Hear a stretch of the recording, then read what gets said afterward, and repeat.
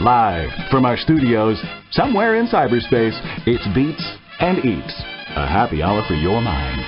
The virtual lounge is open, so come inside, grab a stool, and your drink of choice. Make mine a Guinness. And now, here are your hosts, Ray and Nick Gelso. On Michael Pare, thank you for joining us tonight on Beats and Eats.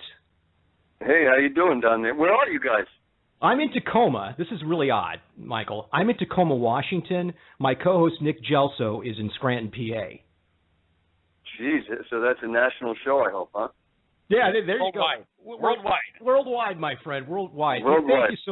Thanks so much for joining us tonight, man. I really do appreciate you making time for us. And I got to be honest, man, I was going over your entire body of work, just blown away. You've literally been working now for, what, almost 4 decades in Hollywood, Michael? Well, let's see. I'm on my 4th decade, yeah.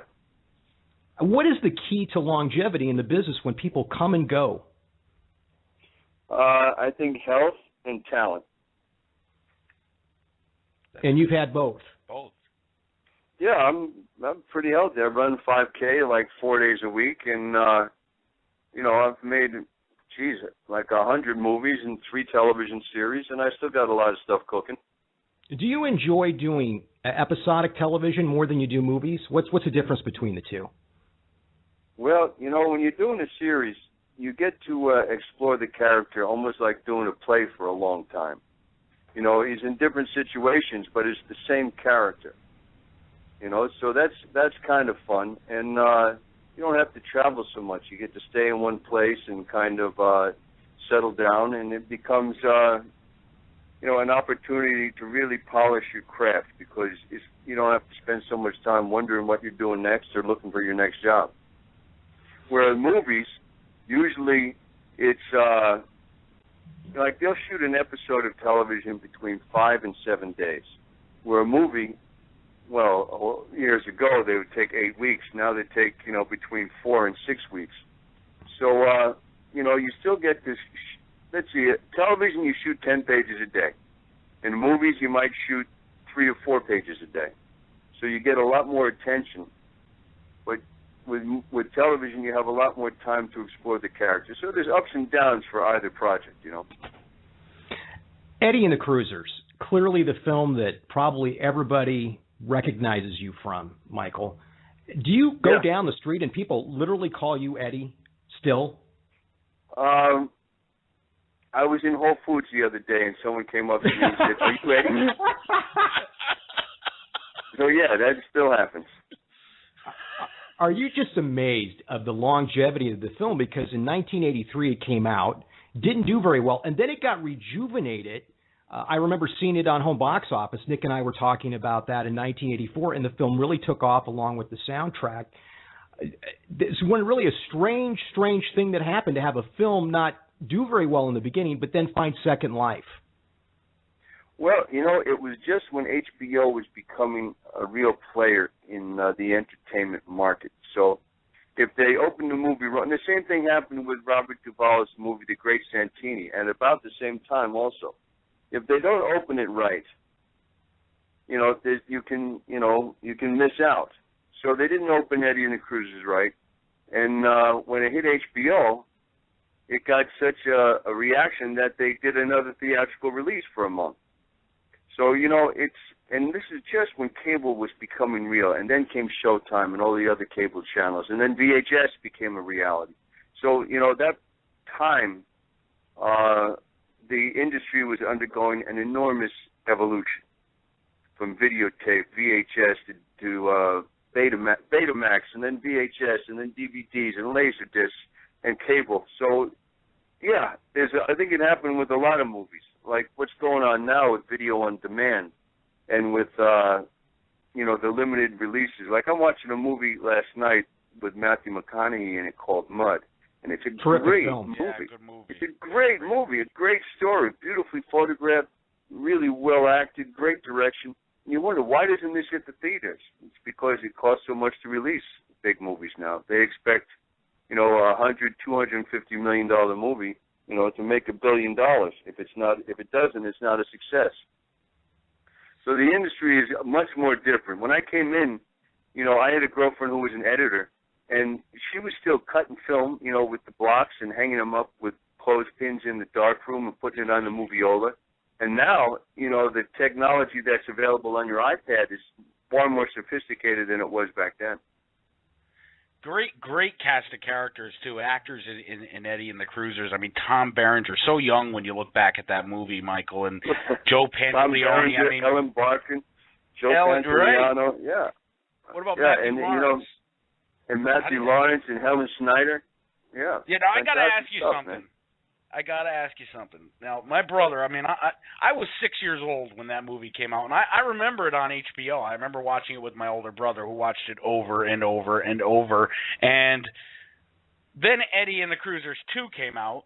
Maybe we'll talk about that in a bit. But Matthew Lawrence, was he in both, or was it his twin brother that was in Eddie and the Cruisers 2? Because that was definitely superimposed. That was him? Yeah. I have to tell my brother because he insists.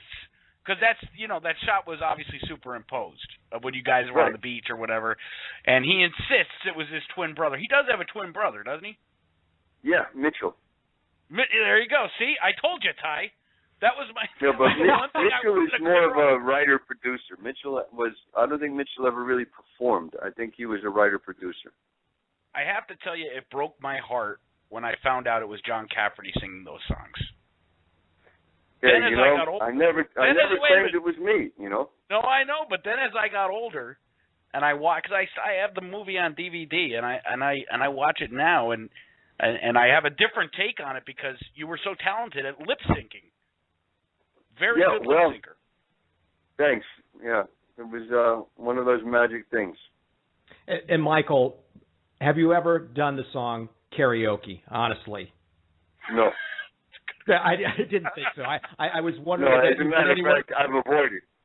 You know, friends of, when I was shooting Houston Nights, the Mexican actor, gosh, I can't remember him right now. He was also a musician, and he kept saying, "Come see my show, come see my show." And I said, "Oh man, come on, we're shooting." He says, "Yeah, but I'm going to do Dark Side." And I said, "Then I'm definitely not showing up." Definitely not going.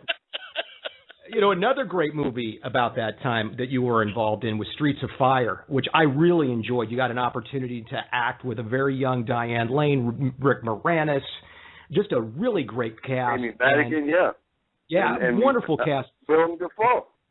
Yeah, Willem Dafoe. Walter Hill directed. One of my favorite directors. He did 48 Hours. A very movie film. Was it as successful as you would have liked it to have been, or not? No, I wish they were supposed to do 3 of them. Is that right? When Joel and Walter and Larry Gordon finished making that, they left Universal and went to 20th Century.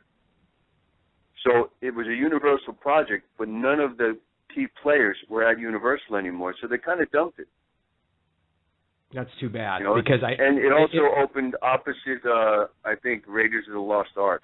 Oh, come on. What kind of luck is that? Yeah, one of the biggest movies of all time. And it was also, you see, Universal was releasing Raiders of the Lost Ark, and Streets of Fire was like the poor cousin. They said, well, fuck, Walter isn't even here, so screw him. You know? Right. Yeah. It just got... But, you know, I did an unauthorized kind of... a very artsy attempt at a sequel called Road to Hell that should be out around January on DVD.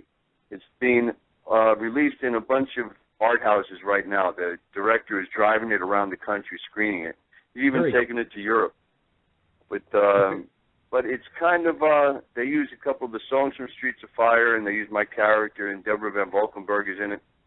So it might be interesting to keep your eyes open. It's called Road to Hell.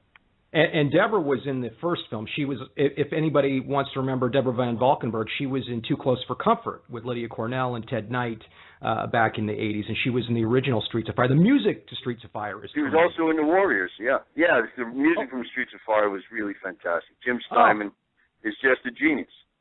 Oh, it's literally a rock and roll opera. And Nick, if you like Meatloaf, you'll love the music from Streets of Fire. You got to take a listen to it. It's just absolutely fantastic. And Michael, so enough about the past. Let's talk about your current projects. I notice you do a lot of TV. You're doing kind of your own thing. What are some things you'd like to talk about that you're working on right now?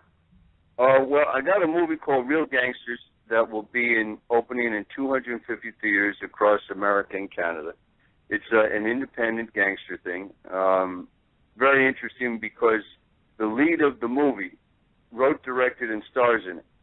And he has, like, distant relatives that are, like, directly related to the real famous crime bosses of history. You know, like Santo Trafficante is somehow related to this guy. So a lot of this stuff that goes on are stories he heard at family gatherings. So it's very authentic. And I'm doing 2 more movies with this guy. His name is Frank D'Angelo. And nice Italian boy. Nice Italian boy. Sicilian. Nice. That's Sicilian. Yeah. There you go. I'm 100%. Yeah.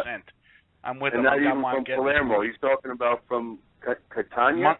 San Cataldo, maybe? No, Catania, up in the mountains. Catania. In the mountains. Yeah. Yep. Well, I'm from San Cataldo, Montadoro. And so we're doing 2 more movies. We're doing one called Big Fat Stone, which is a very interesting little story, and another one called The Last Save, which is a hockey story. So that's what I'm doing in September. And you know, I'm in the business. I've got like 2 or 3 things in development. We'll see which one sticks, and just keep your eyes open for Michael Pare. I've got a long way to go before my career's over. No, it's great. You say you're running, what, 5 miles a day? Is that right? Kilometers. Okay. Yeah, kilometers. There you go. And impressive, man. And that's the key. And I think that's with anything in life, really. Stay healthy, follow your passion, follow your dreams. And you've been doing it since you were discovered as a chef, which I found fascinating, too. Were you really going to culinary school? CIA. Yeah, I was already working in Manhattan when I started studying acting. I went to the Culinary Institute of America. I got a gig at Tavern on the Green, and I was working as assistant chef de banquet, living on off of Columbus Avenue. And very nice. That's when I started studying acting. I had already begun my restaurant career. Michael, I'll leave you just with one question. What is your favorite project of all time? Or are they all kind of like your children? You can't pick out one. Well, you know, Bad Moon, where I played a werewolf, was a very magical role for me. Eric Red is one of my favorite writers, directors. He also has a bunch of novels out now. But I played a werewolf with Mariel Hemingway. And Eddie and the Cruisers was also, you know, Eddie and the Cruisers was the first one. You know, I was doing Greatest American Hero. And, you know, I had 1 or 2 lines per episode. And then I landed Eddie and the Cruisers. Just, I'm blind, you know. It was destiny. Because I couldn't sing, I couldn't play guitar, I couldn't do any of that stuff that I did in the movie. It all just kind of evolved when we went on location, and I had like 4 weeks of rehearsal, and it came together. It was like real magic. Kind of a perfect storm. Yeah, I've been doing it for 35 years. I have stories about every movie I ever made, and I had fun times on just about everything I did. Well, thank you for being so gracious with your time tonight to be on Beats and Eats, Michael. We do appreciate your time. Okay, well, I hope you get a lot of views or listens, whatever you guys get. Yeah. We already have, man. We already have. Thank you. Thank you, Michael. Have a great night. Okay, you too. Bye-bye. Thanks, Michael. That's actor Michael Pare visiting Beats and Eats, the star of Eddie and the Cruisers. I didn't get an opportunity to ask him about one of my favorite films, The Philadelphia Experiment, which is a time travel film. But I love the story he told about Eddie and the Cruisers and the lip syncing. What a great guy, Nick. That was awesome, man. That was awesome. That took me right back. You know, I didn't expect his voice to be just like Eddie Wilson's, and it was. But more importantly, what a talented guy. Made it really clear he's still in the acting business, and obviously he is. He must have 8 projects going right now. But Ty, I got one question for you. What's the difference between a kilometer and a mile? Don't go here, man. I don't know. I don't know. He was very clear with 5 kilometers. I think I'm going to have to Google that. Yeah, it's funny you should say that. I only work in the friggin' transportation business. But isn't that like a Canadian thing or an English? Yes, it is. Everywhere around the world they use kilometers, but we use miles here in the U.S., and I can't believe that I didn't hear it was kilometers, not miles. But oh, man. I'm never going to live that one down. He was great, though. Honestly, another guest Not just Ava I could have spoken to all night, but Michael I could have really, really interviewed all night. I had so many questions, but you want to try to be gracious with your time and with their time and not take it all. And we had him for a good 20, 25 minutes. He would have stayed going, you know.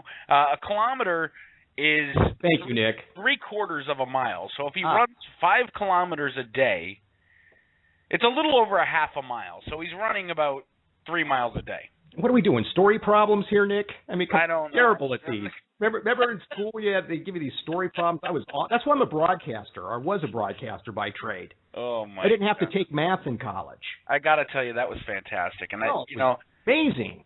I've never. I mean, even going. We were talking about this prior to the show. Even going back to the Celtics late night show days, Brandon is exceptional at giving an interview and conducting an interview, and so are you. I'm very good at giving an interview. So you can interview me all you want, and I'm very entertaining. I'm not very good at conducting an interview, and to hear you talking with a childhood hero of mine, that was really awesome. Isn't that cool? I mean, think about it. Think about this guy who we've not every day, but we followed his entire career. Really, we followed him. He's part of the soundtrack of our life. When you hear On the Dark Side, you know what you were doing. You know what movie it's associated with. You know what face is associated with that song, and it's certainly not John Cafferty's face that's associated with that Thank song. God. Yeah. Thank God. I don't know if you've seen Cafferty. Hey, no knock at John Cafferty. The man's still touring. Thank God for casinos, right? Oh, well, I'll tell you what. He played about 7 years ago. He played a fair, like a picnic in my hometown, and that was